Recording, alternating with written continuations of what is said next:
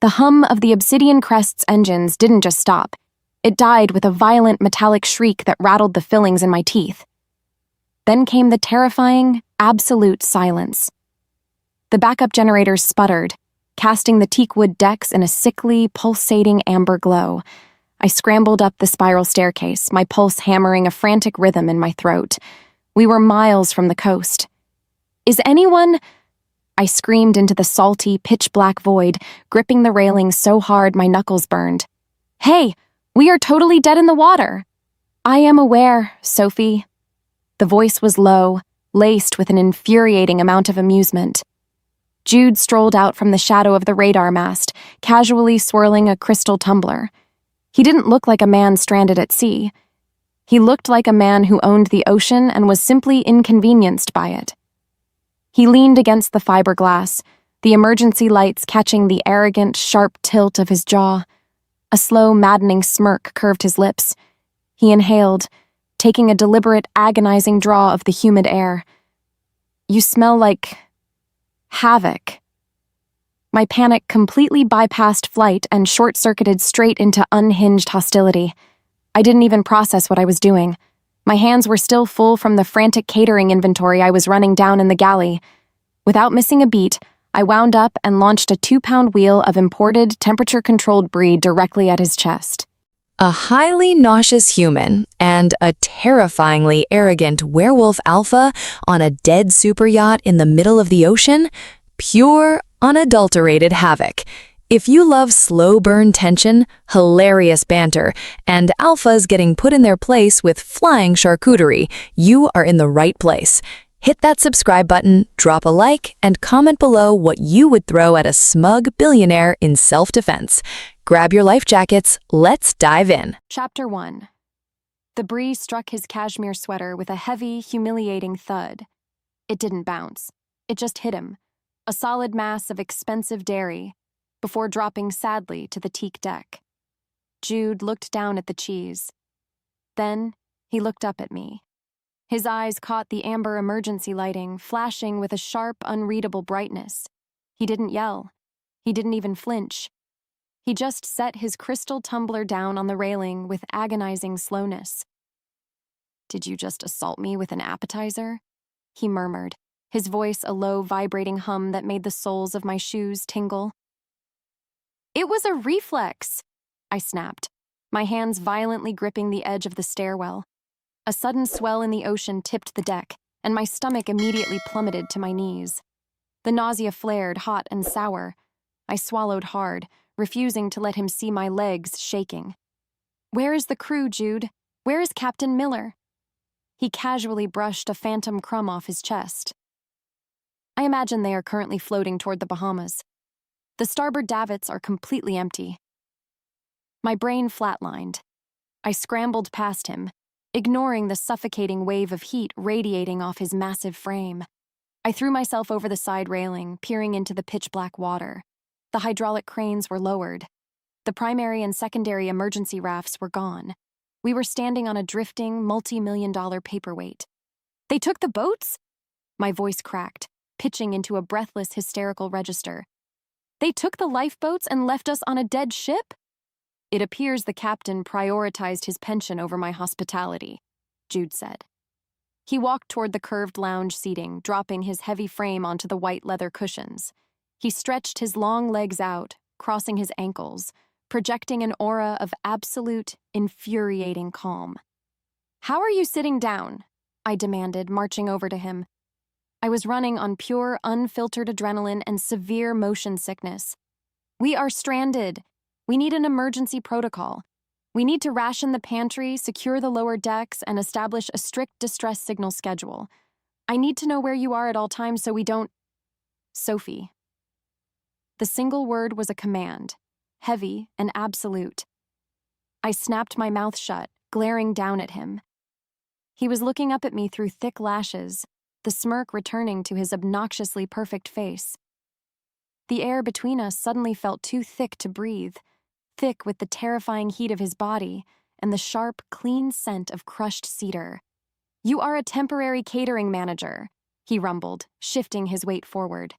He rested his elbows on his knees, invading my personal space without even standing up. You do not establish protocols, you do not dictate schedules, and you certainly do not tell me where I can and cannot go on my own vessel. I'm trying to keep us alive, I practically yelled, my hands forming tight fists at my sides. We need boundaries, if we're going to survive this without killing each other. Jude tilted his head, his gaze dragging a slow, heated path from my clenched fists up to my flushed face. Boundaries, he echoed, a dark, rumbling laugh vibrating in his chest. He gestured lazily to the massive expanse of the dead, drifting superyacht. Sweetheart, there are no boundaries here.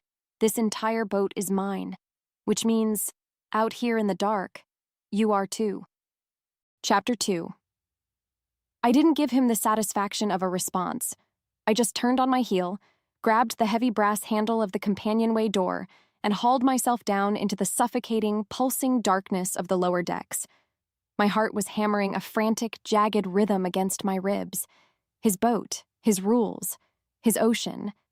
The sheer, unadulterated audacity of the man was enough to temporarily eclipse my mounting nausea. I gripped the teak handrail, blindly navigating the spiraling stairs as the yacht took another sickening roll over the waves. I needed a sanctuary. I needed 4 walls that didn't contain a 6-foot-something wall of smug, cashmere-wrapped arrogance. I shoved my way into the primary dry storage pantry, a walk-in chrome vault tucked behind the main galley. The heavy insulated door shut behind me with a satisfying, hermetic seal, plunging the room into pitch black before a single battery-operated emergency bulb flickered on overhead. It cast a weak, jaundiced light over shelves lined with absurdly expensive provisions. I leaned my back against the cool metal of the door, pressing my palms against my hot cheeks. Okay, I whispered to the empty room, my breath shuddering out of my lungs. Okay, Sophie. You are perfectly fine. You are stranded on a multi-million-dollar floating bathtub with a man who possesses the emotional intelligence of a concussed rhinoceros, but you have food. You have water. I pushed off the door and grabbed a clipboard hanging off a magnetic hook, blindly clicking a pen. Inventory, I muttered, moving down the aisle. The boat pitched again, and I aggressively swallowed down the sour burn in my throat. Let's see. We have 6 cases of sparkling water drawn from a glacier that probably doesn't exist anymore. Fantastic. 12 jars of artisanal truffle paste, because nothing says survival like a well-dressed crostini. The utter absurdity of the situation started to peel away my panic, replacing it with a hot, prickly layer of rage. I aggressively dragged the pen across the paper. He thinks he can just sit up there and look pretty, I continued, my voice a furious, fast-paced whisper as I counted tins of beluga caviar. Just lounging on the leather like a discount GQ lumberjack. You are too. What does that even mean? He probably practices that line in the mirror. He probably pays someone to shear endangered alpacas just to weave his stupid, perfect sweaters so he can sit around projecting his ridiculous, toxic masculinity onto innocent catering staff. I moved to the back of the pantry, violently counting bags of organic quinoa. He's not even that intimidating, I hissed, grabbing a box of saffron and shoving it back onto the shelf. He's just tall. That's his entire personality.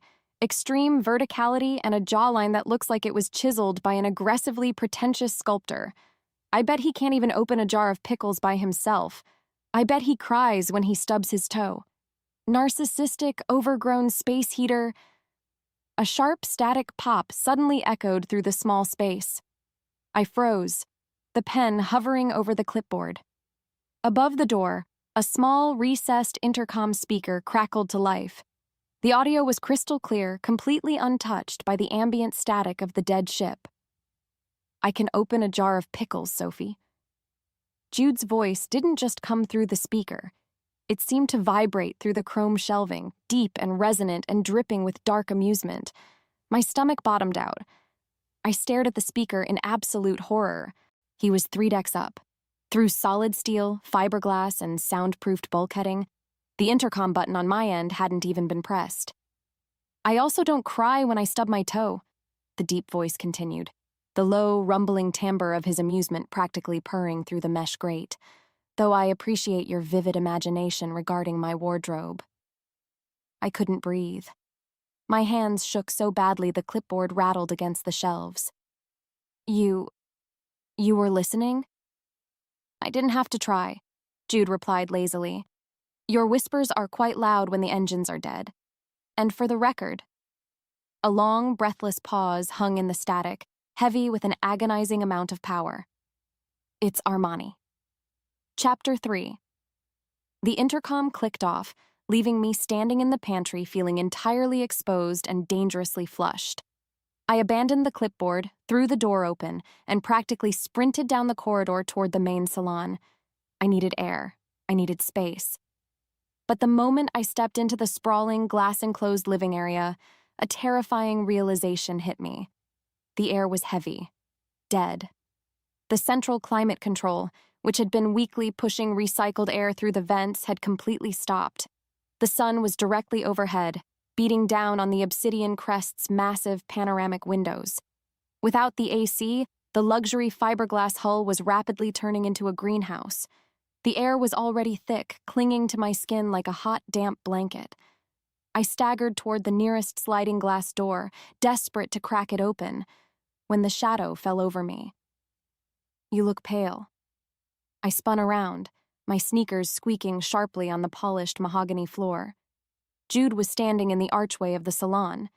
He had discarded the cashmere sweater, revealing a dark, fitted t-shirt that stretched tightly across his chest, and he was radiating heat. It wasn't just a metaphor.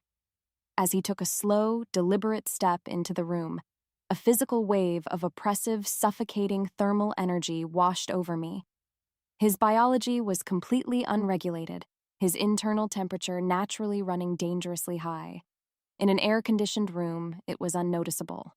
In a sealed, stagnant glass box, he was a walking furnace. Stay right there, I gasped, throwing a hand up. Jude paused, his dark eyebrows furrowing in genuine confusion. He didn't listen. He took another step forward, the heavy boots he wore making no sound on the wood. Sophie, you're shaking. I said stop, I snapped, backing up until my spine hit the glass door. The proximity was agonizing. With every inch he closed, the temperature spiked. The heat carried his scent, a dizzying, overwhelming wave of crushed cedar, petrichor, and something deeply, fiercely primal. It flooded my senses, suffocating the oxygen right out of the room. My stomach gave a violent warning lurch. The AC is completely down, Jude said, his voice dropping into a low, commanding register as he took another step, towering over me. The ambient temperature in this hull is going to reach 90 degrees in an hour. You need to hydrate. I need you to back up, I practically shrieked, pressing a hand to my mouth. He didn't understand. His eyes darkened, a flash of stubborn authority overriding his logic. He saw a panicked woman in his territory, and his immediate instinct was to crowd, to control, to stabilize. He stepped directly into my personal space, the sheer size of him blocking out the sunlight. I am not going to hurt you, he murmured, lifting a massive, calloused hand toward my shoulder. The heat radiating off his palm was the tipping point. The heavy scent of cedar slammed into the back of my throat. My body violently rebelled. I doubled over, a dry, agonizing heave ripping through my chest. Jude froze, his hand halting midair. The smug, controlling alpha facade instantly evaporated, replaced by sheer, unadulterated shock. Get out! I choked, pointing a shaking finger toward the exterior deck doors. You are too hot. You are literally cooking me. Get outside. For a second, the most powerful man I had ever met looked completely helpless. He stared at me, then at the door, then back at my pale, sweaty face. Without another word, he stepped backward, the oppressive heat receding with him. I didn't wait for him to leave on his own terms. I grabbed the heavy brass handle of the salon door, violently hauled it open, and slammed it shut directly in his face. locking the deadbolt with a resounding click. Nightfall didn't bring relief. It only brought paranoia. The heat had finally broken once the sun dipped below the horizon, but the darkness inside the dead yacht was absolute. The emergency lights had officially drained their batteries, leaving the obsidian crest floating in a lightless, bobbing void. I was exhausted, violently dehydrated, and completely on edge. I had spent the last 6 hours huddled on a velvet sofa in the dining room, clutching a bottle of warm water and listening to the agonizing creak of the hull against the ocean swells. Every tiny sound was magnified, the slosh of the water, the groan of the metal. And somewhere out there in the pitch black, Jude was roaming. I knew he was. I could feel it. It was an unnatural, predatory weight in the air. He hadn't knocked on the glass since I locked him out. He hadn't used the intercom, but the hair on the back of my neck had been standing at attention for hours. I needed to find the medical kit. I knew there was a heavy-duty anti-nausea patch in the primary bathroom 2 decks down, but navigating the yacht in the dark felt like walking into a trap. I finally forced myself to stand up, my legs trembling as the floor tilted beneath my feet. I held my arms out blindly, dragging my fingertips along the edge of the long mahogany dining table. Just get to the door. Just get to the hallway. The yacht pitched sharply. I stumbled, my hip colliding hard with the edge of the table. I bit down on my lip to muffle a groan, my hands frantically searching the slick wood for balance. My fingers brushed against cold, heavy metal, the massive, solid brass pineapple centerpiece. I wrapped my hands around the spiky crown, pulling it toward my chest like a shield. It had to weigh at least 10 pounds. It wasn't exactly a weapon, but right now, it was the only heavy object in a room full of breakable glass. I took a slow, agonizing step forward. Silence. Just the rhythmic slap of the ocean against the hull. I took another step. Suddenly, the air behind me shifted. The temperature violently spiked, a wave of intense, suffocating heat washing over my bare shoulders. The scent of cedar and dark rain flooded the dark room, so thick and immediate it tasted heavy on my tongue. He had made absolutely no sound. Not a footstep. Not a breath. "You shouldn't be wandering in the dark, Sophie." The voice was directly next to my ear, a low, vibrating rumble that bypassed my auditory nerves and rattled straight down my spine. I didn't think. I didn't rationalize. My panic-addled brain simply screamed threat, and my body violently obeyed. With a breathless shriek, I spun around, gripped the base of the brass pineapple with both hands, and swung it with every ounce of terrifying, adrenaline-fueled momentum I possessed. Clang. The hollow, metallic ring echoed deafeningly through the pitch-black dining room. It was immediately followed by a sharp, stunned grunt. The massive wall of heat stumbled backward, the sound of a heavy boot scraping frantically against the polished wood as he fought for balance. "Christ!" Jude choked out, the word ripped from his chest in a breathless wheeze. I didn't wait to see if he fell. I dropped the pineapple, turned, and bolted blindly into the dark. I didn't stop running until I hit the lower catering office, slamming the heavy, reinforced door shut and throwing the deadbolt. I sank to the floor, pulling my knees to my chest, my breathing jagged and loud in the suffocating darkness. My hands were vibrating. I had just bludgeoned a billionaire apex predator with decorative fruit. I waited for the inevitable sound of the door splintering off its hinges, for the furious roar of an alpha who had finally lost his patience. Nothing came. Just the agonizing, endless silence of the drifting ship. I must have passed out against the filing cabinet, because the next thing I knew, a sliver of pale gray morning light was filtering through the porthole. My mouth tasted like copper and stale adrenaline. My stomach, however, was aggressively demanding attention. The violent nausea had temporarily receded, replaced by a hollow, gnawing hunger. I patted my apron pocket. The heavy ring of physical skeleton keys, the ones I had snagged from the captain's desk before realizing he'd abandoned ship, jingled softly. I had the keys to the dry store. I held the power. I unlocked the office door, wincing at the loud clack of the tumbler, and crept down the hallway toward the main galley. The galley was a massive stainless steel commercial kitchen designed to feed 50 guests.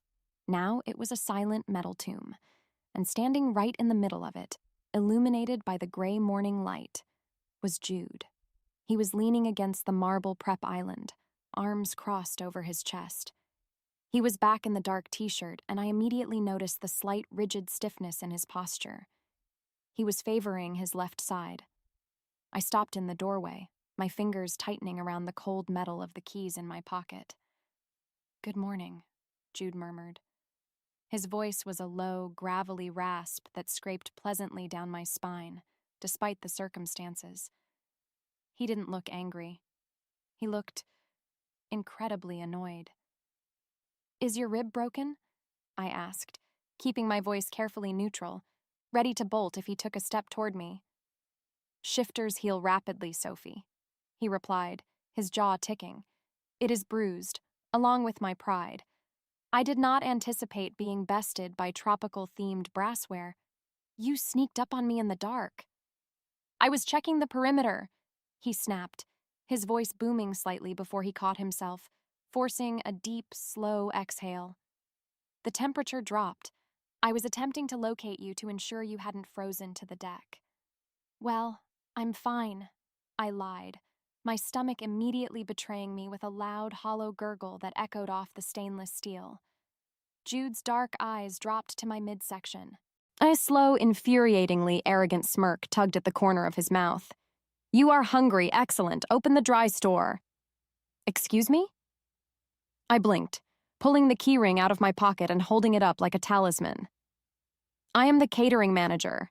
I dictate the rations. We don't know how long we are going to be out here." Jude uncrossed his arms, pushing off the marble counter. The sheer size of him seemed to swallow the light in the room. "Sophie, I require a massive caloric intake to maintain my core temperature and healing factor. Give me the keys." "No." He stopped, staring at me as if I had just spoken to him in a dead language. "What do you mean, no?" "I mean, if I give you these keys, you are going to eat a week's worth of protein in 4 hours and leave us with nothing but hardtack and decorative fondant," I retorted, taking a strategic step backward. "You don't know how to ration." "I am perfectly capable of preparing a calculated meal," Jude growled, stepping toward the emergency portable butane burners I had left on the counter yesterday. He grabbed a titanium skillet, slamming it onto the grate with unnecessary force. "I do not require a babysitter." "You don't even know how to turn that on." "I run a global logistics empire. I can operate a camp stove." He violently twisted the dial. A sharp hiss of butane filled the air, followed by a loud, aggressive poof of flame that shot 6 inches into the air. I ducked with a shriek. Jude barely flinched, though he did quickly turn the flame down to a mildly terrifying roar.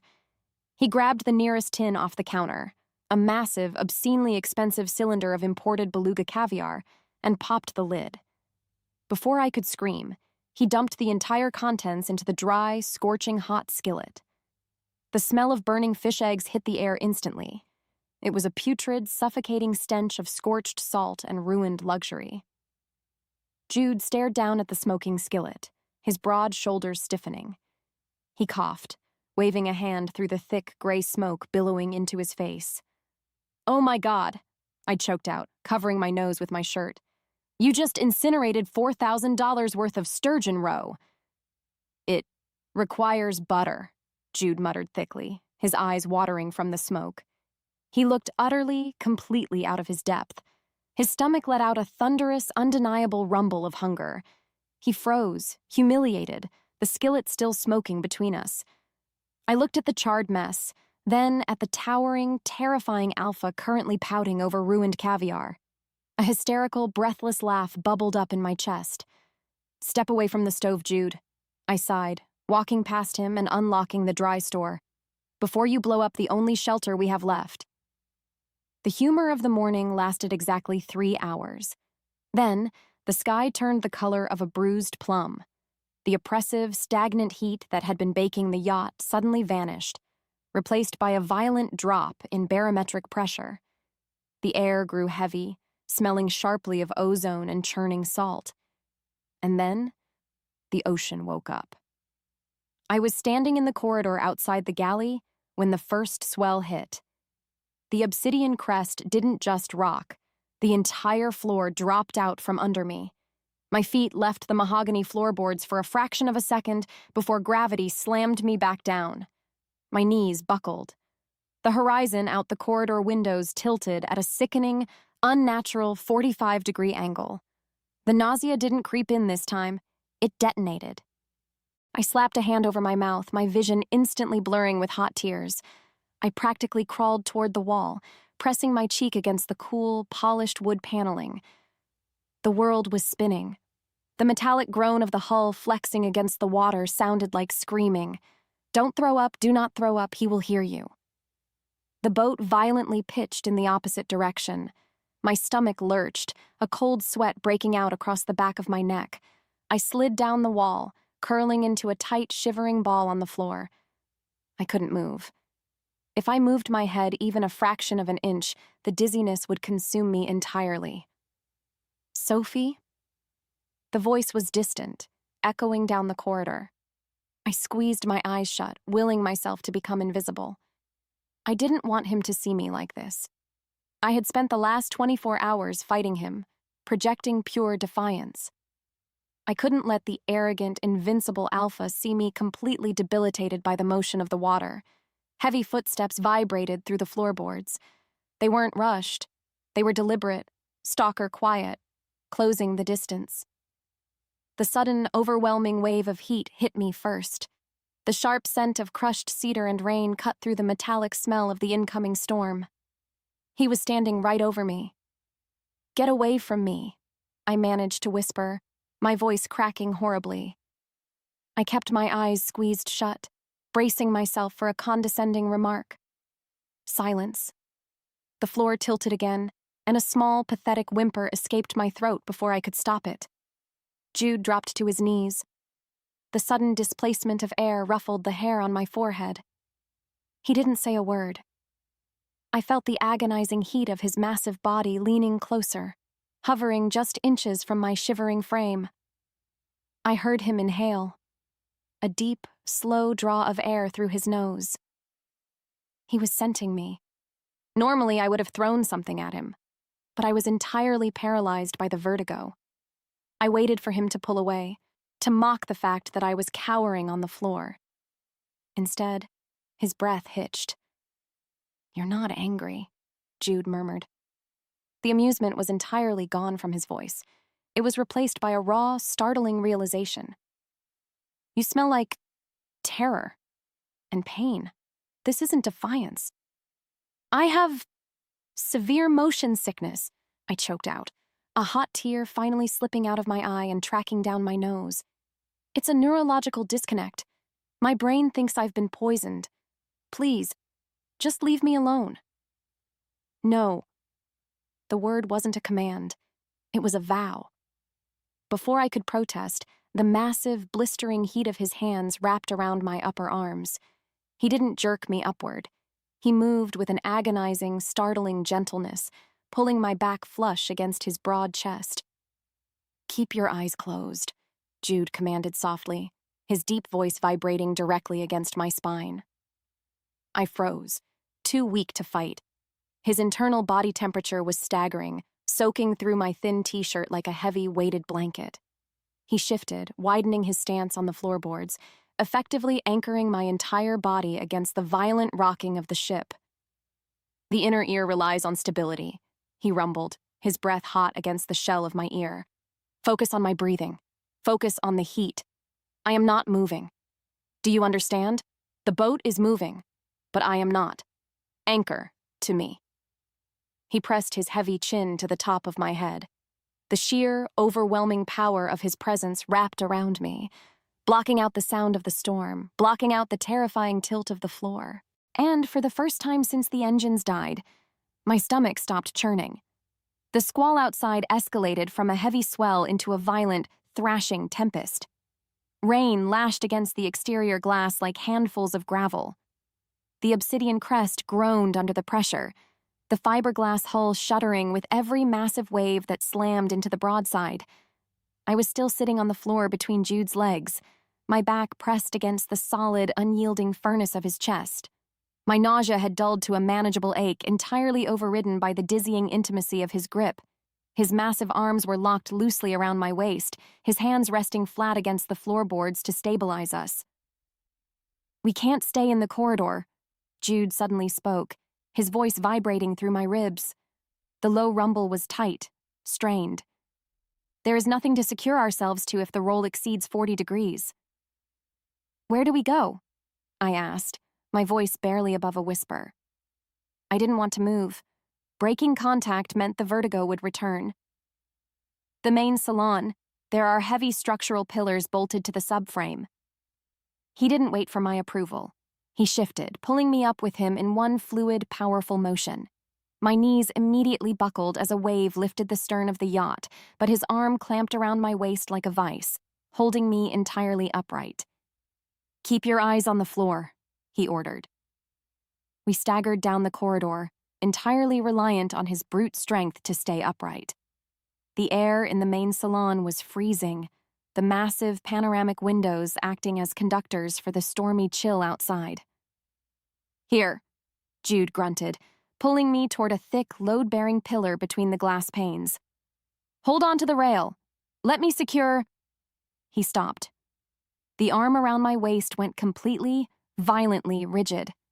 The agonizing heat radiating off his body seemed to vanish in an instant, plunging into a terrifying, clammy cold. "Jude?" I gasped, turning my head. He wasn't looking at me. He had turned his head to face the panoramic windows. Outside, the ocean was a churning black nightmare. Massive, foam-capped waves reared up like jagged teeth, blotting out the sky before crashing down, submerging the thick glass in swirling dark water for terrifying seconds at a time. Jude's face was bloodless. The arrogant, untouchable alpha was gone. His dark eyes were blown wide, completely unseeing, reflecting the chaotic churn of the black water. His breathing didn't spike. It simply stopped. "Jude!" I yelled over the roar of the storm, grabbing his forearm. The muscle beneath his skin felt like carved granite, locked in a state of total paralysis. He let out a ragged, choking gasp, his chest violently heaving as if the air had been sucked out of the room. He took a staggering step backward, away from the glass, but the salon was entirely enclosed. There was nowhere to run. The walls were closing in, and the ocean was right outside. "Trapped!"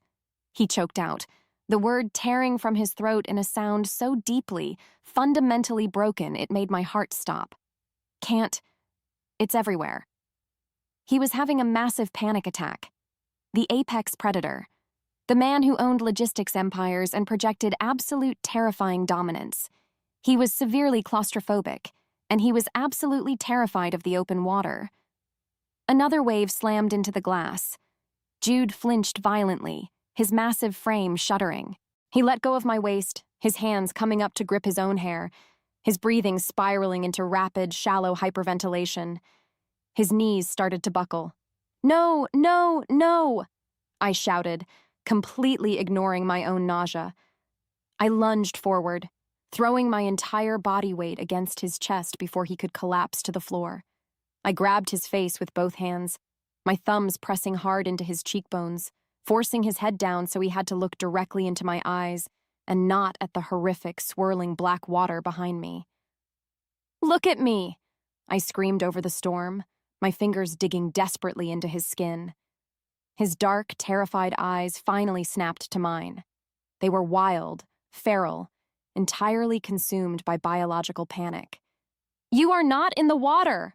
I yelled, refusing to break eye contact, refusing to let him look away.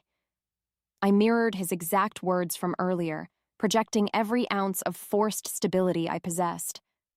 "The boat is moving, Jude, but I am not. I am right here. You anchor to me." I didn't let go of his face. The obsidian crest violently pitched again, a massive wave detonating against the reinforced glass behind him. But I kept my grip tight, my thumbs pressed firmly against his sharp cheekbones. Jude's chest heaved under my hands, a jagged, terrifying rhythm. "Breathe," I ordered, my voice cracking but refusing to yield. Look at me. Look at my eyes, not the water. His dark eyes, previously blown wide with feral panic, finally anchored to mine. He let out a shuddering, breathless exhale, his massive hands coming up to grip my wrists. He didn't pull my hands away. He just held on, his fingers entirely devoid of their usual blistering heat. He was freezing. And then, with a sickening final click, the ambient amber glow of the emergency lights died. Total power failure. The darkness that swallowed the salon was absolute. It was a heavy, suffocating blackness that immediately amplified the terrifying roar of the storm outside. I gasped, my instinct screaming at me to flinch, but Jude moved faster. The moment the lights died, his panic seemed to abruptly reroute into primal survival. His grip on my wrists shifted, his massive arms wrapping around my torso and hauling me flush against his chest. "Master cabin," he grated out in the pitch black, his voice a raw, vibrating rasp against my ear. "It's in the deep hull, reinforced steel bulkheads, no windows. I can't see—" I choked out. "I can," he interrupted, pulling me tight against his side. His shifter biology was instantly adapting to the dark. "Step with my right foot, do not let go of my shirt." We navigated the spiraling companionway by touch and blind faith. Every time the boat rolled, he braced his entire body against the wall, shielding me from the impact. The air grew thicker, heavier, the higher we descended into the yacht's belly. Finally, he shoved open a heavy, solid-core door and pulled me inside, slamming it shut behind us. The roar of the storm was instantly muted to a dull, distant thudding. We were completely encased in metal. There was a heavy rustle of movement, the scrape of a drawer opening, and then a blinding, sharp beam of white light cut through the dark. Jude was holding a heavy, tactical flashlight. He aimed it at the ceiling, letting the beam diffuse across the expansive, incredibly luxurious master suite. He looked terrible. His hair was completely disheveled, his jaw was clenched so tight a muscle ticked erratically in his cheek, and his broad chest was still rising and falling a little too fast. He didn't look like an arrogant billionaire. He looked like a man who had just survived a car crash. I slid down the mahogany wall, dropping onto the plush carpet. I pulled my knees to my chest, the lingering nausea mixing with the adrenaline crash. Jude stared at me for a long, heavy moment. The beam of the flashlight illuminated the severe lines of his face. He slowly lowered himself to the floor on the opposite side of the cabin, leaving a massive expanse of carpet between us. He set the flashlight on its base, illuminating the room in a stark upward glow. "You didn't run," he finally said. The words were quiet, stripped completely of his usual smug authority. "Where exactly was I going to go, Jude?" I countered, resting my chin on my knees. "The pantry? To eat raw quinoa in the dark?" A breath of a laugh, dry and entirely humorless, escaped his chest. He dragged a heavy hand down his face. "I am not fond of enclosed spaces. Or the ocean. That is a spectacular character flaw for a man who owns a super yacht," I whispered. "It was a business acquisition," he muttered, leaning his head back against the wall, exposing the thick, corded muscles of his throat. "I have never actually sailed it. I assumed I could tolerate the interior lounge for a 3-hour meeting in the harbor. I did not anticipate a catastrophic mechanical failure." The silence stretched between us, thick and strangely peaceful. The power dynamic hadn't just shifted, it had completely leveled. I looked at him sitting in the shadows, his long legs stretched out, entirely stripped of his armor. "Thank you," he rumbled into the quiet, not opening his eyes. "For anchoring." "Thank you," I replied softly, my heavy eyelids starting to droop. "For not letting me throw up on the floor." It wasn't a truce signed in blood, but sitting there in the beam of a single flashlight, listening to the muffled storm, it felt like the first time we had both taken a breath of real air. When I woke up, the flashlight was dead, and the yacht had completely stopped rocking. Gray daylight filtered through the single, thick glass skylight in the ceiling of the master cabin. The storm had passed, leaving us adrift in a terrifyingly calm, silent ocean. I sat up, my muscles screaming in protest from sleeping on the floor. The cabin was empty. I stretched my arms over my head, grimacing at the knot in my spine, and dragged myself up. I pushed open the heavy cabin door and immediately hit a wall of heat. The ambient temperature in the corridor had skyrocketed again, but this wasn't the stagnant heat of the sun. This was the intense, suffocating thermal radiation of Jude's biology. And the smell. The corridor absolutely reeked of crushed cedar, rain, and raw, territorial aggression. It was so thick I could practically taste it on my tongue. "Jude?" I called out, navigating the stairs to the main deck. I found him in the galley. He was moving with a terrifying, chaotic velocity. His dark hair was messy. His jaw was clenched, and he was aggressively organizing the non-perishable cans in the pantry by size, color, and nutritional value. "What are you doing?" I asked, stopping in the doorway. He froze, his broad shoulders tensing. He didn't turn around. "I am optimizing our caloric inventory. The storm compromised the structural integrity of the upper cabinets. I am securing the perimeter." "You're alphabetizing canned beans," I pointed out flatly. "I am establishing order," he growled, slamming a tin of black beans next to a tin of kidney beans with entirely unnecessary force. I watched him, my brain slowly connecting the dots. He was embarrassed. Last night, his human logic had completely failed him during the panic attack. Now, his biological shifter instincts were taking over to compensate. He was frantically trying to reclaim his environment. He was nesting. "Okay," I said slowly, stepping into the galley. "Well, while you do that, I'm going to go find a clean shirt. I think my duffel bag is still in the crew quarters." "No." The word cracked like a whip. Jude spun around, his chest heaving. His eyes were darker than usual, dilated and intensely focused on me. "No," I repeated, crossing my arms. "I'm sorry, did the alphabetized beans promote you back to dictator?" "Your bag is in the master cabin," he said, his voice dropping into that low, vibrating frequency that made my teeth ache. "I moved it while you were sleeping." I stared at him. "You went into my room, went through my things, and moved my clothes into your cabin?" "The crew quarters are unsecure," he stated stubbornly, grabbing the portable butane stove and slamming it onto the counter. "You will remain in the primary hull. I am preparing breakfast." "You don't know how to cook," I shouted, completely exasperated by the whiplash of his personality. "I have acquired frozen prawns from the sub-zero locker before the ice completely melted," he announced, ignoring me entirely. He ignited the burner with a terrifying whoosh of blue flame. "They require protein. You require protein." "It's 9 o'clock in the morning. I am not eating defensive seafood." "You will eat," Jude rumbled, throwing a massive handful of frozen, unpeeled prawns directly into the dry, scorching hot skillet.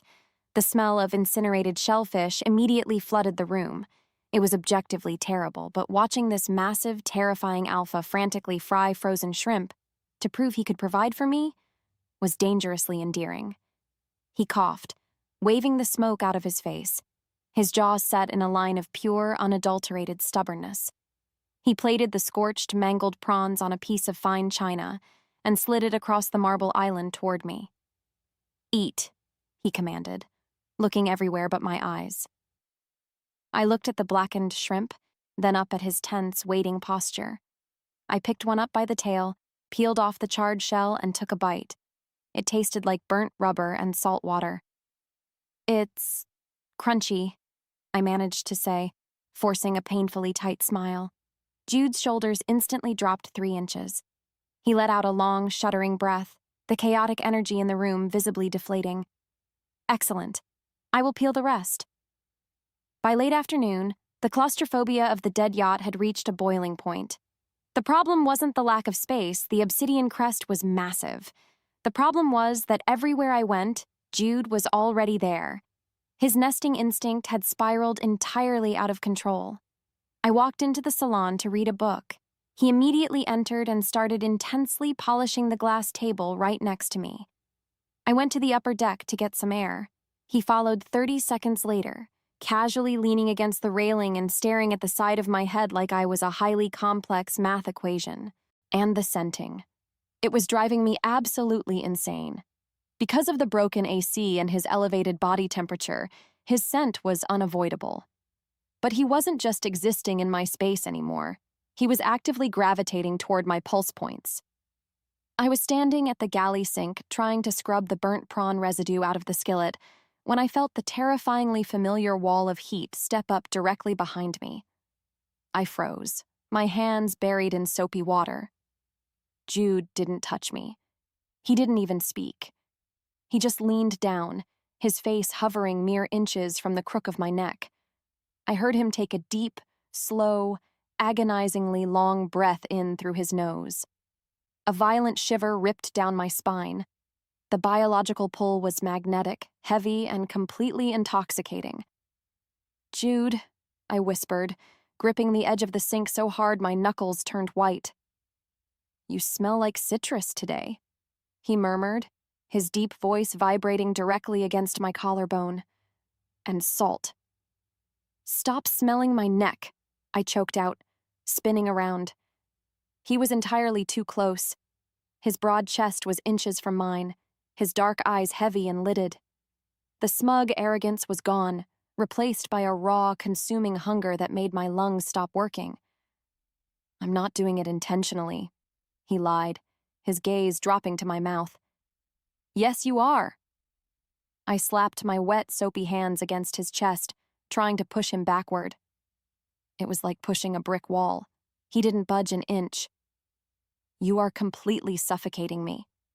Your biological weirdness is in overdrive because you got spooked by the storm, and now you're treating me like a territory you need to mark."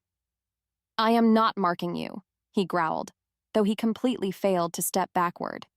"You moved my clothes into your room. You cooked me defensive prawns, and you keep hovering behind me like a creepy cashmere-wearing shadow." I pointed a wet, trembling finger at his chest. "We are establishing a new protocol. Right now." Jude tilted his head, his eyes darkening with the challenge. "Are we?" "Yes. The 5-foot rule," I declared, my voice pitching up an octave. I took a deliberate, massive step backward, putting exactly 5 feet of open galley tile between us. "You stay over there. I stay over here. We do not breach the 5-foot perimeter. We need space to breathe. Normal, unscented, unheated air." Jude stared at me across the invisible line. His jaw clenched. The muscles in his forearms rippled as he crossed his arms slowly over his chest. He looked down at the floor, measuring the distance with his eyes. 5 feet, he repeated, his voice dangerously soft. 5 feet, I confirmed, lifting my chin, refusing to let him see the terrifyingly fast pulse hammering in my throat. Jude held my gaze. The air between us cracked with a heavy, suffocating tension. Slowly, deliberately, he lifted his heavy boot. He didn't break eye contact as he brought his foot down, firmly and loudly, crossing directly over the invisible boundary I had just drawn. "Make me step back, Sophie." He didn't just cross the line. He obliterated it. Jude's heavy boot planted firmly on my side of the invisible boundary, the sound cracking like a gunshot in the silent galley. The ambient temperature in the room instantly spiked. The suffocating, dizzying scent of crushed cedar and dark rain hit the back of my throat, thick enough to choke on. My heart hammered a frantic, terrified rhythm against my ribs. "Step back, Jude," I ordered. My voice trembled, a humiliating, breathless quiver that I violently despised. He took another step. "If you have so much excess energy that you feel the need to stalk me around a kitchen," I deflected, desperately grabbing onto the first piece of ammunition my panicked brain could find, "then go upstairs and fix the shortwave radio. You haven't even looked at the transmitter since the storm." "The transmitter is dead, Sophie," he murmured, his voice dropping into a dark, hypnotic vibration. He took another step, backing me directly into the polished stainless steel of the industrial refrigerator. The cold metal bit through my thin cotton t-shirt, sending a sharp shock down my spine. But it did absolutely nothing to combat the blistering wall of heat radiating off his chest. It's not dead, I snapped, flattening my wet hands against the fridge behind me to keep from touching him. The casing is intact. If you just spliced the primary power feed to the backup battery— I am not a mechanic, he interrupted, closing the final gap between us. He didn't touch me, but he didn't have to. He planted a massive hand flat against the steel on either side of my head, caging me in completely. The sheer size of him blocked out the ambient light of the galley. His chest rose and fell in a slow, heavy rhythm, inches from mine. You run a global logistics empire, I practically shrieked, my chin tipping up to maintain eye contact. You know how engines work. You're just ignoring it because your biological wolf brain is currently obsessed with alphabetizing kidney beans and sniffing my neck. Jude's jaw clenched. The muscle feathered wildly under his golden skin. His eyes, usually an arrogant, unreadable dark brown, were entirely black, blown wide with a primal, territorial intensity that stripped away every ounce of his civilized billionaire facade. My biology, he growled, lowering his face until his mouth was a hair's breadth from my ear, is currently prioritizing the only thing on this vessel that matters. The perimeter is secure. You are secure. I am suffocating, I gasped, twisting my head away from the searing heat of his breath. You are safe, he countered, his voice thickening. His nose brushed against the sensitive skin beneath my jawline, a terrifyingly deliberate inhale that made my knees violently tremble. Tell me you don't feel this. Tell me your pulse isn't beating out of your throat. He was crowding me. It was a purely defensive instinct on his part, a desperate alpha need to assert physical control to mask the emotional terror of being trapped on the ocean. But my brain didn't register his fear. My brain only registered that I was cornered, trapped, consumed. The fight-or-flight response didn't just trigger, it exploded. Get off me, I yelled. Before I even fully registered the motion, my right hand flew up. Crack. The sound of my palm connecting with his sharp cheekbone echoed like a physical detonation in the small metallic room. The stinging pain instantly radiated up my wrist, vibrating through my bones. Dead. Absolute silence slammed into the galley. I froze, my hand hovering in the air between us, my lungs completely paralyzed. Jude's head was turned slightly to the side from the force of the impact. He didn't flinch. He didn't roar. The agonizing heat radiating from his body seemed to instantly freeze, plunging the space between us into an icy, terrifying vacuum. Slowly, agonizingly, he turned his head back to look at me. A slow flush of red was spreading across his cheek, a stark contrast to the sudden, bloodless pallor of his face. The feral, clouded darkness in his eyes vanished, snapping back to a sharp, horrifyingly lucid clarity. He looked at my trembling hand, and then he looked at my terrified eyes. Jude, I choked out, a raw panic seizing my throat. He didn't let me finish. He simply dropped his arms, took 3 massive steps backward, and walked out of the galley without making a single sound. The silence he left behind was worse than the storm. It was heavy, suffocating. It pressed against my eardrums until they ached. For the first few hours, I stayed in the galley, rigidly scrubbing every surface until my knuckles bled, trying to convince myself that I had won. I had successfully defended my perimeter. I had established the boundary. By mid-afternoon, the victory tasted like ash in my mouth. The heat of the day had returned with a vengeance. The dead yacht baked under the midday sun, the stagnant air turning the interior into a sweltering, airless tomb. But it was the emotional temperature that was truly agonizing. I wandered the lower decks like a ghost. I walked into the dining room, staring at the brass pineapple still sitting slightly off-center on the table. I walked into the main salon, glaring at the heavy structural pillar where he had suffered a full-blown panic attack just to keep me upright. He wasn't an invincible predator trying to hurt me. He was a deeply traumatized, claustrophobic man whose instincts were frantically trying to protect the only other living heartbeat in his vicinity, and I had slapped him. The guilt hit me so hard my stomach violently rolled. I abandoned my pride and practically ran toward the upper deck companionway.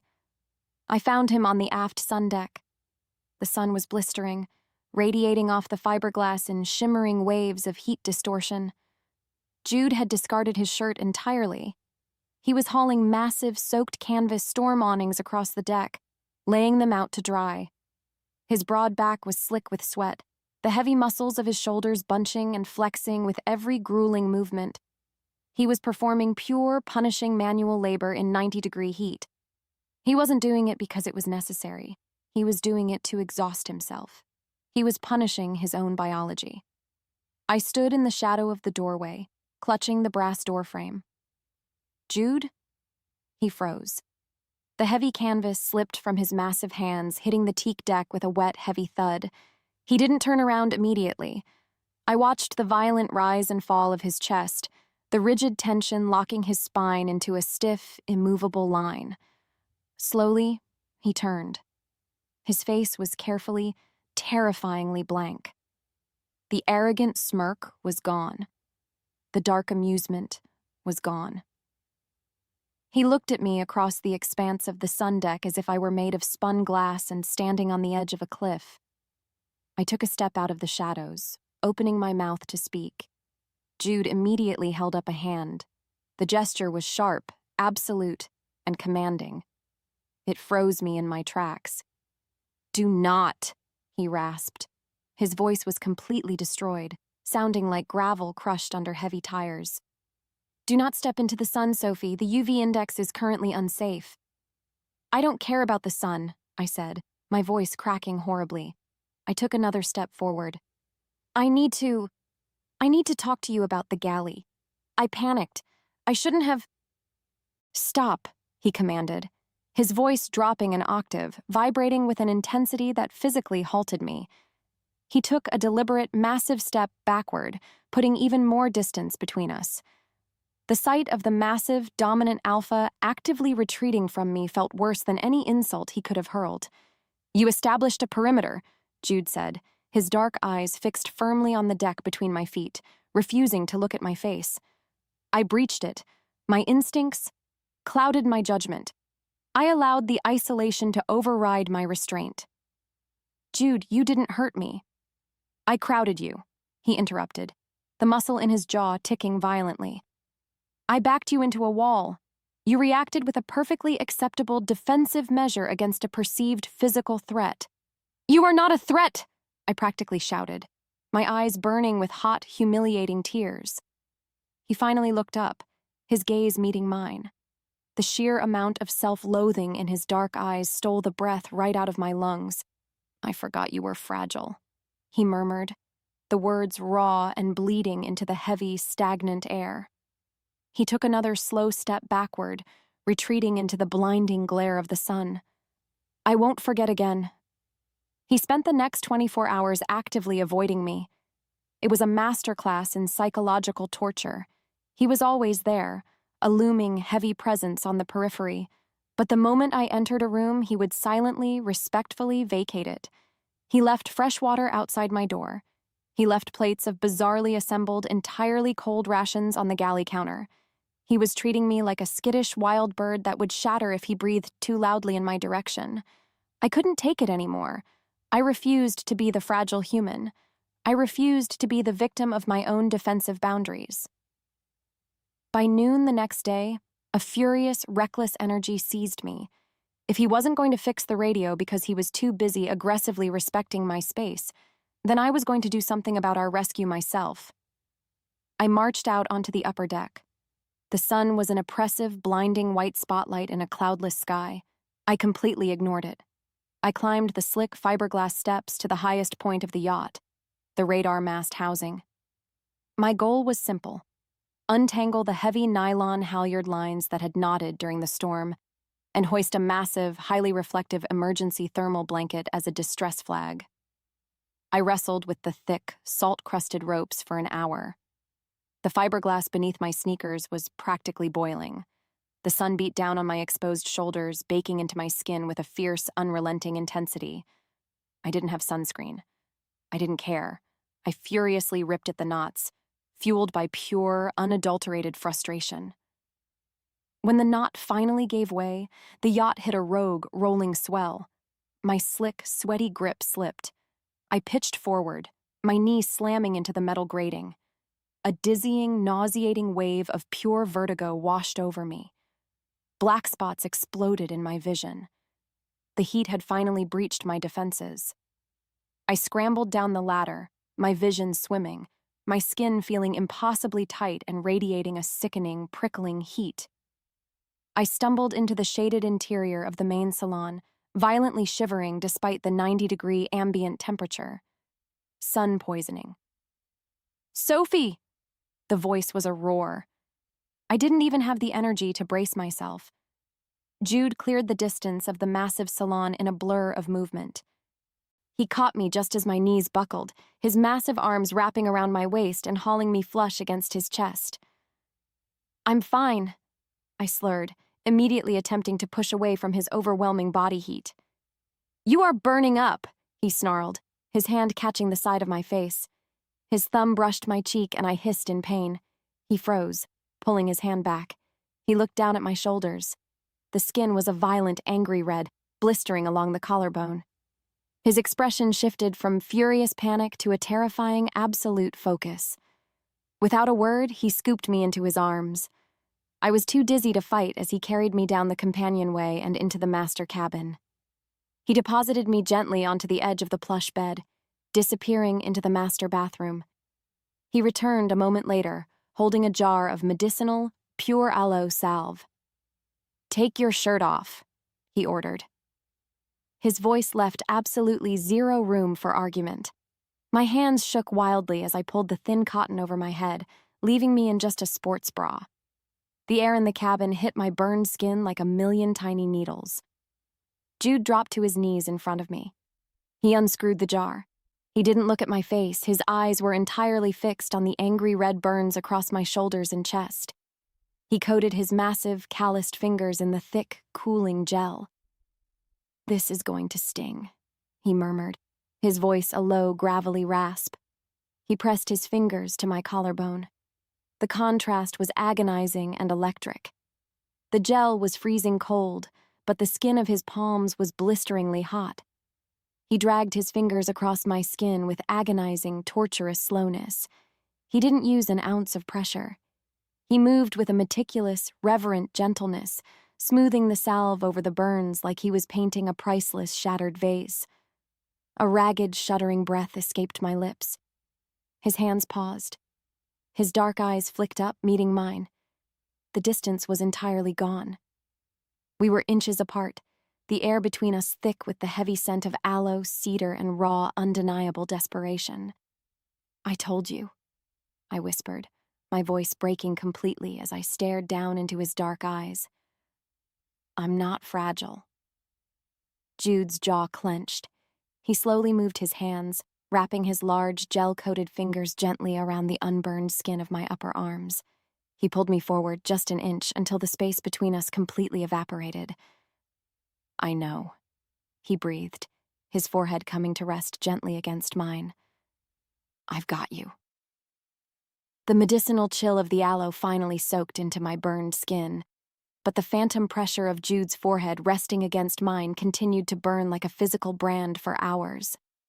Night fell over the obsidian crest, plunging the master cabin into a suffocating, pitch-black void. The air conditioning was still dead, leaving the room heavy with stagnant warmth. I was lying rigidly in the center of the massive California king bed, staring up at the invisible ceiling. Jude had exiled himself to the velvet chaise lounge on the exact opposite side of the room. It was entirely too quiet. The only sound was the gentle, rhythmic slap of the ocean against the fiberglass hull. And then, a deep, vibrating rumble shattered the dark. 72 beats per minute. I blinked, turning my head toward the shadows. "Are you seriously eavesdropping on my internal organs?" "I am not eavesdropping," Jude murmured. His heavy, gravelly voice slid through the darkness like physical velvet. "It is entirely involuntary. In this absolute silence, your pulse sounds like a snare drum echoing off the bulkheads." "Well, tell my cardiovascular system I apologize for the racket," I retorted, pulling the ridiculously soft silk sheet higher over my chest. I'll try to circulate my blood more quietly so the alpha can get some rest. 78 beats, he noted smoothly. Stop counting, I groaned, throwing my arm over my eyes to block out the darkness. It's creepy, Jude. You're acting like a highly attractive, incredibly judgmental stethoscope. I heard the soft rustle of fabric as he shifted his massive frame on the small lounge. Why do you fight it so hard, Sophie? The banter abruptly died on my tongue. The air in the room felt suddenly heavier. Fight what? The vulnerability, he answered softly. You treat your own physical nausea like a moral failure. You use sarcasm as a weapon. Even your humor is a perimeter fence.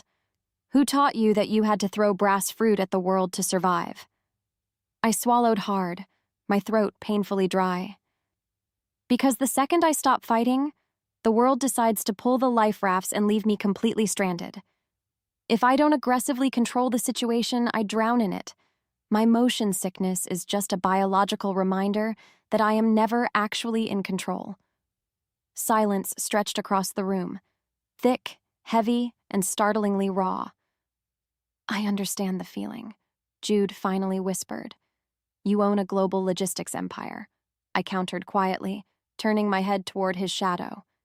You project absolute dominance. You control literally everything. I control everything to meticulously mask the fact that I am fundamentally terrified of the one thing I cannot conquer, he confessed, the admission bleeding into the stagnant air. The water, the isolation, my own primal instincts. If my corporate board or my pack knew I paralyzed in the face of a simple squall, my authority would be violently stripped in a day. I am a terrified man masquerading in expensive cashmere. The honesty was a physical weight in the room, stripping away the last remaining layers of our hostility. 85 beats, he suddenly murmured.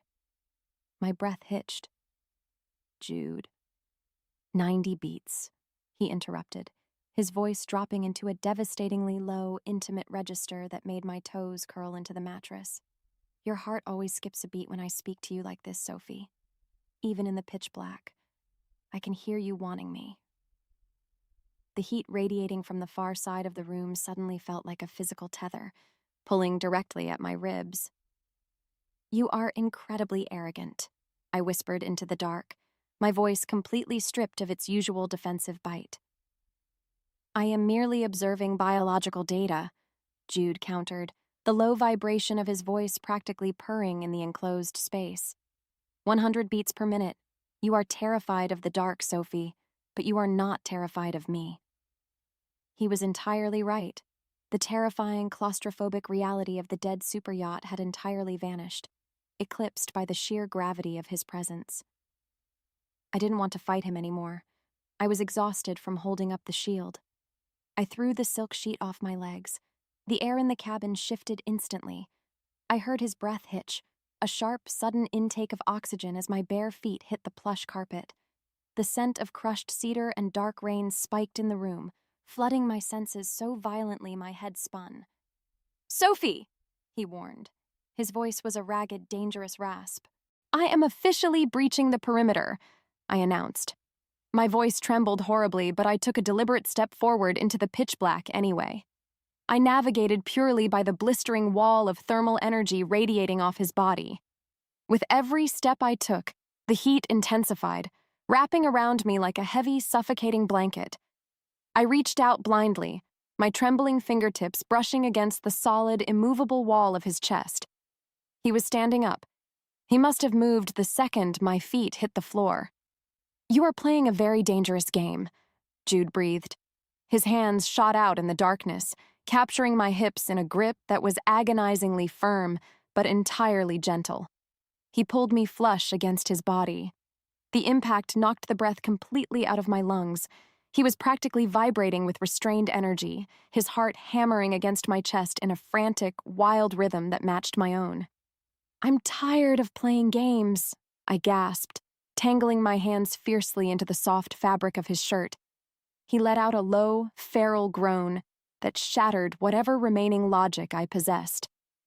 One of his massive hands slid up my spine, tangling intensely in my hair, while the other gripped my waist, lifting me entirely off the floor. I gasped as my back hit the solid mahogany paneling of the cabin door. His mouth crashed down on mine. It wasn't hesitant. It was a breathless collision of pure, starved desperation. He tasted like salt, clean rain, and pure, unfiltered adrenaline. The kiss was devastating, entirely consuming my senses. His intense body heat seared through my thin sleep clothes, melting the last remaining ice of my emotional walls. I kissed him back with equal, reckless ferocity. I dragged my nails down his broad shoulders, entirely surrendering to the overwhelming, dizzying pull of our isolation. The world outside the metal door didn't exist. There was only the heat, the dark, and the frantic friction of our bodies. But as his lips dragged down my jawline, violently and deeply scenting the crook of my neck, a terrifying realization slammed into my brain. He's marking me. This is just survival biology. The panic returned, icy and sharp. I planted my hands flat on his chest and violently shoved him backward. "Stop!" I gasped, my chest heaving as I scrambled away from him in the dark. "Stop, we can't—" Jude stood frozen in the pitch black, his breathing ragged and harsh. "Sophie, what is wrong?" "It's not real," I cried out, my voice cracking with absolute heartbreaking terror. "You don't want me, Jude. Your alpha biology is just trying to claim the only available heartbeat in a trapped environment." The morning sun breached the skylight, bathing the master cabin in a harsh, unforgiving glare.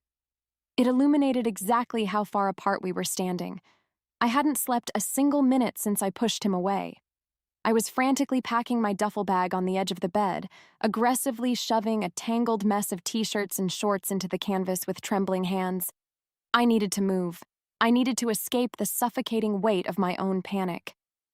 Jude was standing by the door, entirely fully dressed, his arms crossed over his broad chest. His face was an immovable mask of chiseled stone, but his dark eyes were burning with a quiet, terrifying fury. "Put the bag down, Sophie," he ordered, his voice dangerously low and dangerously calm. "I am relocating to the crew quarters," I stated briskly, refusing to look at him as I aggressively zipped the bag. "The ambient temperature down there is lower, and I require a space that isn't completely saturated with the scent of territorial panic. Do not pretend last night was just survival biology," Jude snarled, taking a heavy step into the room. I flinched, but I forced myself to stand my ground, throwing the strap of the bag over my shoulder. "That is exactly what it was. You were terrified, I was vulnerable, and we are trapped in a floating metal box. Your shifter instinct saw an opening to secure a mate so you wouldn't feel so incredibly alone in the middle of the ocean. I am not an animal acting on blind instinct," he roared, the sheer volume of his voice vibrating the heavy glass of the skylight. He closed the distance between us in 2 massive strides, grabbing the strap of the duffel bag and effortlessly ripping it off my shoulder. He tossed it onto the floor, completely disregarding my sharp gasp of outrage. "I wanted you the exact moment you threw that ridiculous piece of cheese at my chest," Jude growled, leaning down until his face was inches from mine. "I wanted you when you were violently seasick in the hallway. I wanted you before the storm, before the panic, and before the dark. Do not insult my intelligence by blaming my affections on the environment." "Then why are we still here?" I yelled right back, my own anger flaring hot and desperate. "If you are so in control, if this isn't just some twisted isolation game, why haven't you fixed the radio?" Jude froze, the muscle in his jaw locked with an audible, sickening click. I pushed past his massive frame, marching directly out of the cabin and storming up the companionway stairs to the bridge. I had been up since dawn. I had done some snooping while he was brooding in the shadows. I threw open the door to the navigation room. Jude was right on my heels, his heavy boots thudding ominously against the teak deck. I marched over to the emergency communications console and violently ripped the metal access panel off the wall, letting it clatter loudly to the floor. "I found the backup battery array this morning," I practically spat, pointing a shaking finger at the perfectly intact spliced wires sitting neatly inside the housing. "The transmitter isn't dead, Jude. You bypassed the fried circuit. You had the parts. You had the power. I turned to face him, my heart breaking into 1,000 jagged pieces as I stared at his entirely stoic, unreadable expression. You fixed the shortwave radio 3 days ago, I whispered, the devastating realization finally escaping my lips. You kept us stranded out here on purpose. I stared at the neatly spliced wires, my pulse pounding a frantic, jagged rhythm against my eardrums. I waited for the lie. I waited for the arrogant billionaire to manufacture a highly technical excuse involving satellite trajectories and atmospheric interference. Jude simply leaned against the heavy steel frame of the bridge door, his broad shoulders practically eclipsing the sunlight. The oppressive, blistering heat of his body immediately began to cook the tiny, enclosed space of the navigation room. The sharp, dizzying scent of crushed cedar and dark rain flooded my lungs, making it entirely impossible to think straight. I secured the connection 72 hours ago, he admitted. His voice wasn't defensive. It was entirely, devastatingly calm. Are you insane? I shrieked, throwing my hands up in the air. I was practically vibrating with disbelief. You let me eat scorched defensive shrimp. You let me fight you over the thermostat. We have been baking in a fiberglass prison while you secretly held the keys to the exit? I did not withhold the exit to torture you, Sophie, he murmured, taking a slow, deliberate step into the room. Then why? I demanded, my back hitting the navigation console. The cold metal bit into my spine, a stark contrast to the wall of thermal energy radiating from him. Why would a man who is actively, violently terrified of the ocean choose to stay trapped on a dead boat? You literally hyperventilated against a structural pillar. Jude stopped. He didn't crowd me this time. He just looked at me, his dark eyes stripping away every single layer of my defensive hostility. Because the moment I turn that radio on, the Coast Guard arrives, he rasped, his voice dropping into a low, raw vibration that bypassed my ears and settled directly in my chest. My board of directors will have a helicopter here in 2 hours. I will step back onto land as the Alpha. My pack will demand my immediate return to protocol. And you will take your canvas duffel bag, walk off my dock, and disappear into a life I am not permitted to follow you into. My breath hitched. The anger completely dissolved, replaced by a terrifying, suffocating emotional weight. Jude, I whispered, shaking my head, my fingers gripping the edge of the console. You can't just pause reality. I don't care about reality, he countered, the muscle in his jaw ticking wildly. I don't care about the logistics empire. I don't care that the water terrifies me. I would rather be trapped in this suffocating, humid metal box for the rest of my unnatural life than return to a world where you actively enforce a 5-foot perimeter between us. He was giving me everything. The absolute, unadulterated truth. He was trading his empire, his alpha status, and his sanity just to keep our fragile, isolated bubble intact. He had exposed his entire throat to me, entirely willingly. I opened my mouth to speak, to tell him that he was an absolute idiot, and that my heart was currently hammering at 120 beats per minute. Honk! The sound didn't just interrupt me, it physically shook the deck beneath our feet. It was a massive, deafening, bone-rattling blast of a commercial freighter's foghorn, and it was agonizingly close. The deafening blast vibrated through my teeth. I flinched violently, clapping my hands over my ears. Jude's head snapped toward the starboard windows, his entire massive frame locking into immediate, rigid tension. Through the salt-crusted glass of the bridge, a colossal, rusted wall of dark red steel was cutting through the ocean swells less than a mile away. It was a massive commercial container ship, completely eclipsing the horizon. They are running a parallel heading, Jude grated out, his heightened vision zeroing in on the freighter. They are too close. The visual anomaly of a dead superyacht will inevitably draw their binoculars. Panic, sharp, cold, and entirely uninvited, flooded my veins. This was it. The bubble wasn't just popping, it was being violently punctured by a massive freighter. My eyes darted around the navigation console, landing on a bright orange plastic box mounted to the bulkhead. Emergency flares. Without thinking, I lunged forward. I ripped the plastic clasp open, my trembling fingers closing around the heavy, loaded grip of the flare gun. It felt like a solid block of ice in my hand. "Sophie," Jude started, taking a sudden step toward me. "We have to go outside," I interrupted, my voice breathless and high-pitched. "If we fire it from the bridge, it will bounce off the fiberglass overhang." I didn't wait for him to argue. I shoved past his massive chest, the overwhelming heat of his body practically searing my arm as I scrambled out onto the blistering, sun-drenched upper deck. The heat of the midday sun slammed into me, but I barely felt it. The roar of the freighter's engines was a low, mechanical thrum that vibrated the very air in my lungs. It was the sound of the real world, the sound of rent and responsibilities and logic. I stood at the railing, the blinding reflection of the ocean burning my eyes, and raised the heavy orange gun toward the cloudless sky. Jude stepped out of the shadows of the bridge, stopping 10 feet away from me. He didn't approach. He didn't try to take the gun from my hands. "The trajectory is clear," he noted, his voice completely devoid of its usual dark amusement. It was hollow, defeated. "A single shot will guarantee visual contact. They will dispatch a rigid hull inflatable within 10 minutes.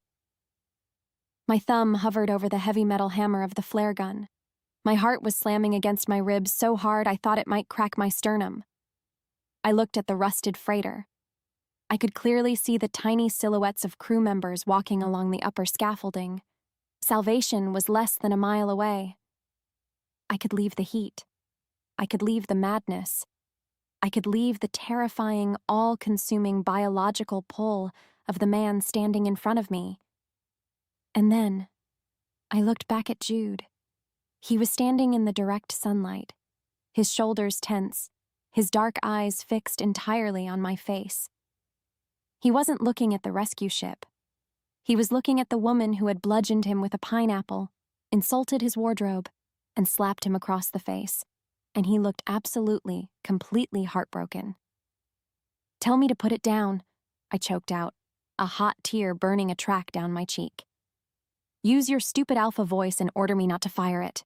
Jude's chest heaved. He closed his eyes, a ragged, devastating sigh escaping his lips. "No." The single syllable hung in the sweltering air between us, heavier than the massive steel freighter currently churning through the water behind me. "What do you mean, no?" I sobbed, my hands shaking so violently the orange barrel of the flare gun wavered in the air. "You literally commanded me to eat burned shrimp yesterday. You boss me around constantly. Order me to drop it." Jude opened his eyes.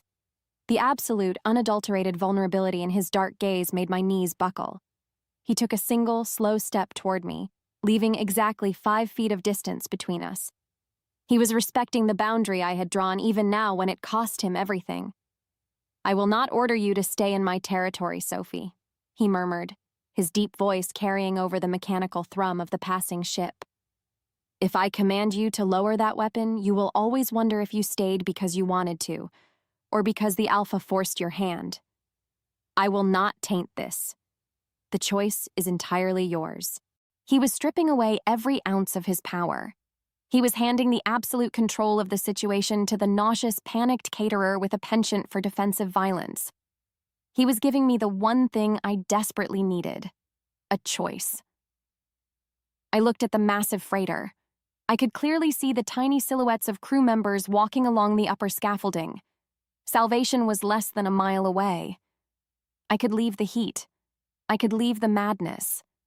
I could leave the terrifying, all-consuming biological pull of the man standing in front of me, but looking at the real world, it just looked incredibly, profoundly boring. I didn't want to go back to a life that didn't smell like crushed cedar and rain. I didn't want a life without the chaotic, entirely infuriating banter. I lowered my arms. Jude's breath hitched, a sharp, audible gasp that tore from his throat. I didn't look at him. I stepped up to the edge of the teak railing, held the emergency flare gun out over the churning ocean, and simply opened my fingers. Splash. The heavy plastic weapon disappeared beneath the dark blue water in a tiny, insignificant burst of white foam. I turned around to face him. The freighter continued on its path, its engine noise slowly fading into the distance, entirely oblivious to the monumental, life-altering decision that had just occurred on the drifting yacht.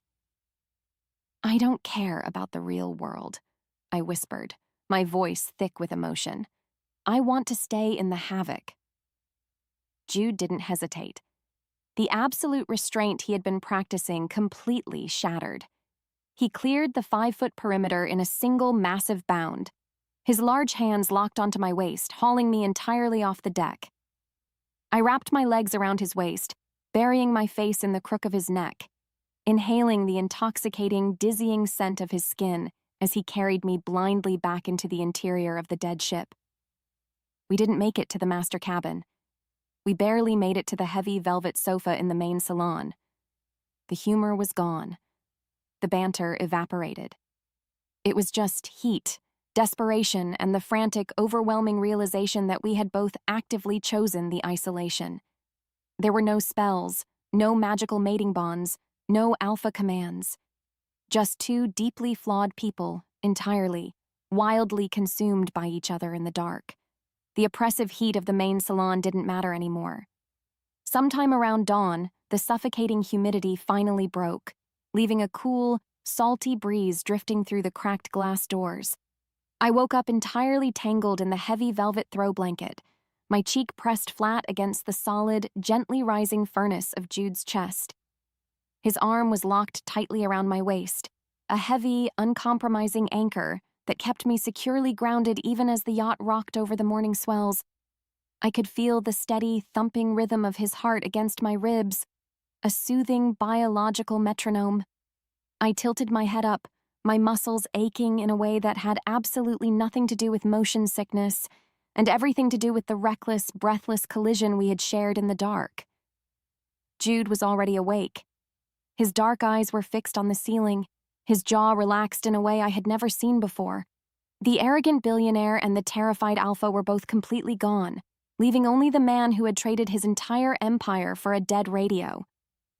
"You realize," I murmured, my voice a sleep rough croak that vibrated against his collarbone, "we are completely out of usable protein. If we stay out here another day, you are going to have to actually catch a fish with your bare hands." Jude's chest rumbled with a deep, vibrating laugh that sent a shiver straight down to my toes. He dragged his heavy hand up my spine, his calloused fingers tracing the edge of my sunburn with meticulous, agonizing care. "I am an apex predator, Sophie," he murmured, shifting his weight to press his mouth against my temple. "I can hunt." "You literally incinerated $50 of defensive shrimp," I reminded him, entirely unimpressed, tipping my chin to catch his lips. "You are a total menace to the culinary arts. You'd probably try to intimidate a tuna into filleting itself." "I was highly distracted," he countered, capturing my mouth in a slow, devastatingly lazy kiss that tasted like rain and absolute surrender. "You were breathing too loudly. It disrupted my concentration." I opened my mouth to shoot back a sarcastic retort, but a sound completely shattered the quiet, heated intimacy of the salon. Thwup, thwup, thwup, thwup.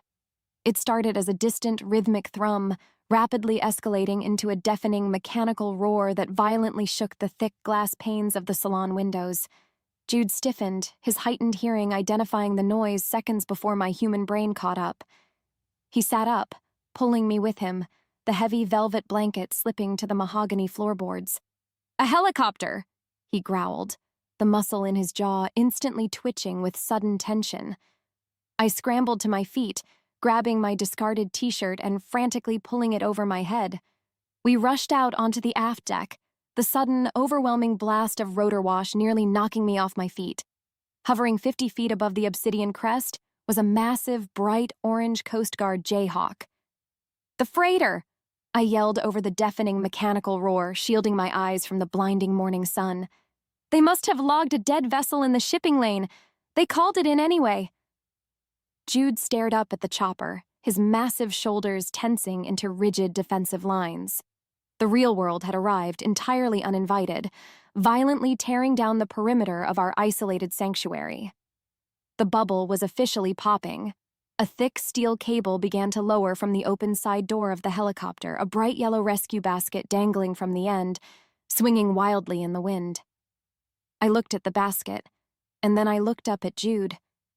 The panic was there, the terrifying reality of returning to a life of corporate boards, pack politics, and suffocating expectations. But as he looked down at me, the fear in his dark eyes completely vanished. He didn't pull away. He didn't try to reassert his dominant mask to hide his anxiety. Instead, he reached out, his massive, blistering hot fingers wrapping securely around my hand. The grip was an absolute, unbreakable promise. "Well," I yelled over the violent wind, a genuine, completely fearless laugh bubbling up in my chest. "I guess it's time to go explain why your multi-million-dollar super yacht smells like burnt caviar and panic." A slow, devastating smirk finally returned to Jude's face, entirely stripped of its former arrogance. He pulled me flush against his side, completely ignoring the rescue swimmer currently descending toward the deck. "Let them ask," he rumbled into my ear, his thumb tracing the racing pulse point on my wrist. "Let's go cause some havoc." We stepped toward the metal basket together, leaving the dead yacht behind, perfectly, beautifully adrift.